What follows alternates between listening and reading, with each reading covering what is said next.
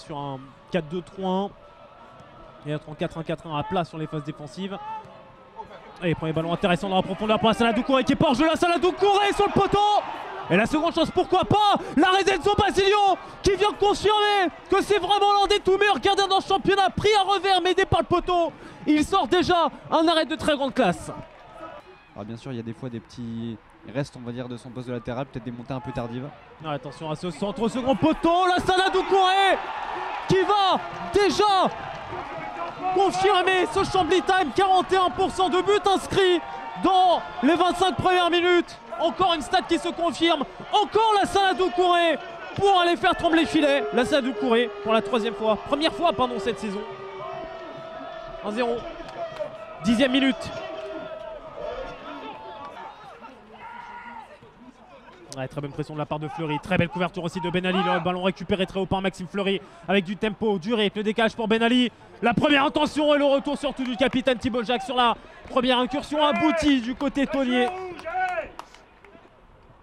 Et le corner justement frappé par Oussef Ben Ali, il était très bien frappé ce corner, c'est sorti par Young, la frappe ensuite de Jérémy Drouglazé.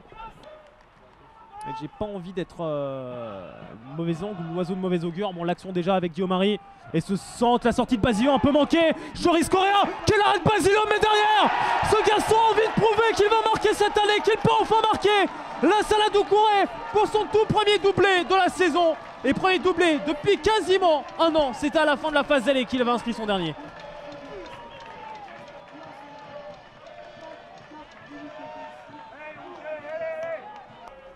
Oh Guillaume Marie.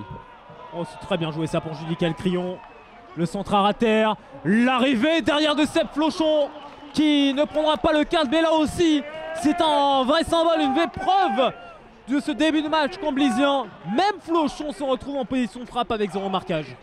Envoyé là par le Joncourt et Damissi avec un petit peu de chance pour retrouver Youssef Ben Ali.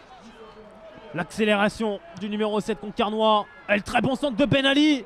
Et c'est repris de la tête avec un manque de justesse, mais le ballon était un peu compliqué quand même pour Andrew Young qui se signale enfin offensivement à la 28e minute.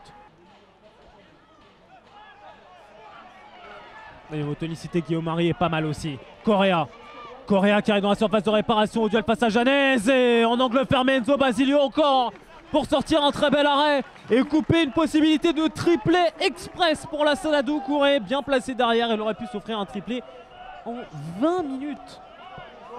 En fin de match sur un coup de pied arrêté, bah, on va dire que malheureusement pour eux, les joueurs de Saint-Gratien sont bien moins habiles offensivement que les Camblisiens cette saison. Ouais, beau mouvement par contre avec la frappe de Maxime Fleury, cadré la première, 45e minute. C'est par des combinaisons comme ça qui vont déstabiliser le bloc camblisien. Ouais, pas de hors-jeu pour Julie Calcrion. Pas de hors-jeu pour l'ancien Castelroussin et l'ancien Palois. Julie Calcrion, pas frappe croisée juste à côté du but Enzo Basilio.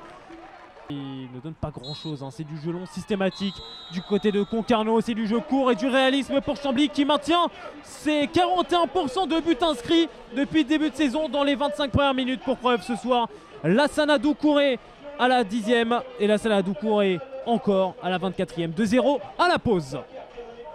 Soubervi.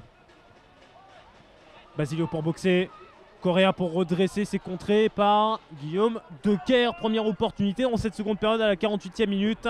Collé à la ligne de touche à l'opposé, va réclamer ce ballon, pourquoi pas d'Andrew Young. Young pour fièrement déclencher la frappe du pied gauche, la première tentative concarnoise en cette seconde période, 50e minute. Tiens de Kéméré, fausse piste finalement pour le centre au second poteau d'un Messi, un petit peu court et pas de faute naturellement signalée par Guillaume Paradis. 52e minute, Concarneau.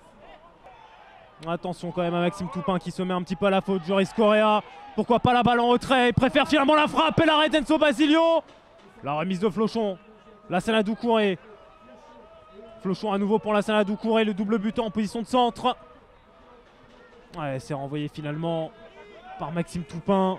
Joris Correa toujours, l'appui sur Guillaume Marie.